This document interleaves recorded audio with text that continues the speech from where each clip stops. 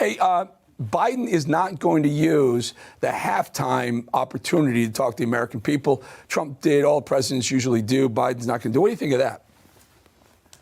I'm not surprised. I'm just not surprised. Brett Favre is talking politics again. So how should the leagues support and promote an anti-racism position without becoming political and alienating fans? Thank you. Well, Brett is a great guy. The man who sucks up to fascists. You're no better than the next person. Right. And make sure that you are conscious of that each and every day. The same guy who spouts this. Hall of Famer Brett Favre is facing questions tonight of whether he knowingly took $5 million of state welfare money to build a new volleyball facility for his daughter's team 5 years ago at her university and his alma mater. Me and Deanna have been blessed with wonderful material things because of what I've done. But we tried to stay extremely grounded. Brett Favre asked the head of a nonprofit handling welfare funds, quote, "If you were to pay me, is there any way that the media could find out where it came from and how much?" The former Green Bay Packers legend is accused of being part of a scheme that funneled welfare funds to him and projects where he had a vested interest. However, Favre is not alone, as the state's largest ever public corruption case involves the misappropriation of more than $77 million intended for the Temporary Assistance for Needy Families program. For those of you who are devastated, time will heal. You know, you have to make a choice whether you want to pay your light bill or whether you want to put food on the table. But the state was dispersing millions more of its welfare dollars, just not to families that urgently needed it. In court documents and audit reports, the state alleges that the head of Mississippi's welfare agency squandered more than $70 million intended for children in poverty, instead using it as a private slush fund to benefit his family and friends. Tens of millions of dollars on items like hiring retired pro wrestlers, first-class air travel, a horse ranch, and $5 million to build this women's volleyball facility at the University of Southern Mississippi. Well, apparently, this same man has thoughts on the state of American politics. Let's listen, shall we? Even though I get surprised by a lot of things that's going on in this country right now, it may be best that I don't say what I really mean. A measured approach. Why exactly? Well, State Auditor Shad White will tell you. There was a period, clearly, where powerful people were benefiting from TANF funds here in the state of Mississippi. The first time that I knew that Brett Favre had some sort of intersection with our investigation was when an investigator walked into my office and he said, "I need you to watch this video." State Auditor Shad White led the investigation. It was a video of Mr. Favre promoting Prevacus's product, which was a nasal spray that was designed to prevent concussions.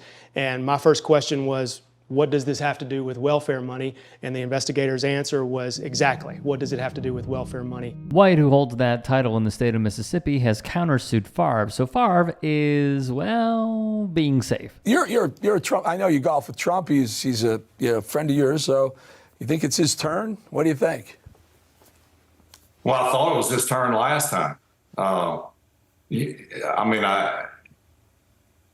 Do I agree with everything he says and does? No, but you can say that about friends, family, and anybody.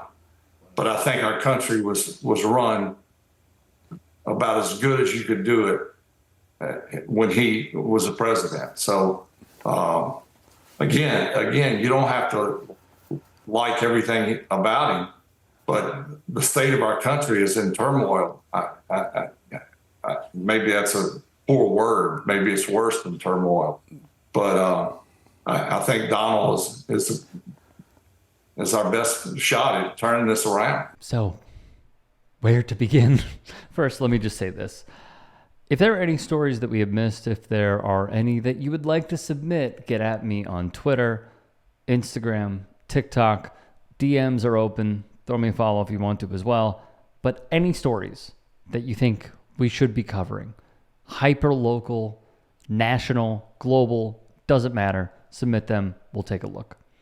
Here's probably a good place to start, and it is via Brandon Contes.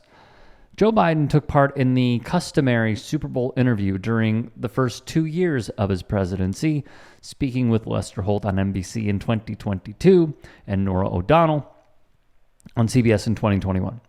Last year, however, Joe Biden opted to skip speaking with Fox ahead of the Super Bowl.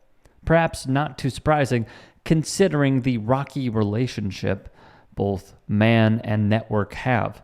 But Biden does not have a strained relationship with CBS. That is fair, and that is true. George W. Bush was the first president to take part in a Super Bowl interview when he spoke with Jim Nantz in 2004.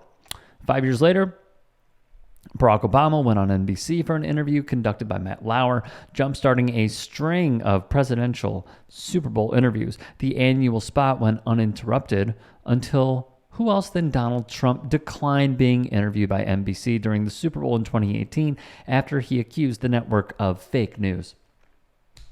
So there you have it. Is Eric Bolling ever going to say a single bad thing about Donald Trump on Newsmax? No. This is the same guy who, when Kendrick Lamar had a Grammys performance, said all lives matter. This is a guy who has done a podcast with Brett Favre previously and not asked a single difficult question. He is a brown noser to the elites. He is scum of the earth. He is exactly what you should despise about media. A lapdog is all that he is, not a watchdog. He is not tough. He does not ask poignant questions. He does not question the elite. He sucks up to them because he wants to be them. On this whole, I can't believe that Joe Biden didn't do it. Does anybody really care? Like, truly. When was the last time you sat down and thought, you know what I can't wait for on Super Bowl Sunday? Not Usher, not the game, not the second half. I can't wait for these softball questions that a president will get from a network. Who cares? Who cares? I think it's hilarious. I really do. I think it is foolish and dumb and hilarious all in one. If you are holding your breath, waiting for Joe Biden to do an interview and sleep through it, who cares? Why is this a thing? I'll tell you why. Brett Favre and Eric Bolling. They are the reason it's a thing. We'll also keep you updated as State Auditor Shad White has countersued Brett Favre. We covered that previously. Check it out on demand.